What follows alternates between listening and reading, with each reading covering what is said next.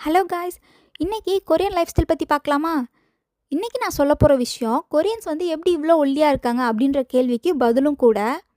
ஆமாம் காய்ஸ், நான் வந்து கொரியாவில் யூனிவர்சிட்டியில் இருக்க ஒரு ஹாஸ்டலில் தான் ஸ்டே பண்ணியிருக்கேன். எனக்கு வந்து காலையிலேருந்து நைட்டு வரைக்கும் சாப்பாடு டைமிங் எப்படி இருக்குது அப்படின்றத சொல்கிறேன். அதிலே வந்து உங்களுக்கே ஆன்சர் தெரிஞ்சிடும்.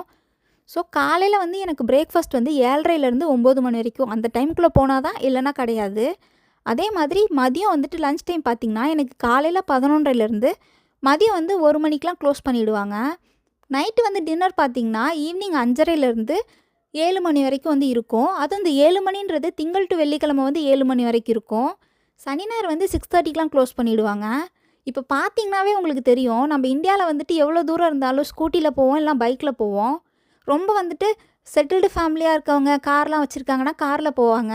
பட் கொரியாவில் என்ன பண்ணுவாங்கன்னா சைக்கிளில் போவாங்க, அப்படி இல்லைன்னா நடந்து தான் போவாங்க.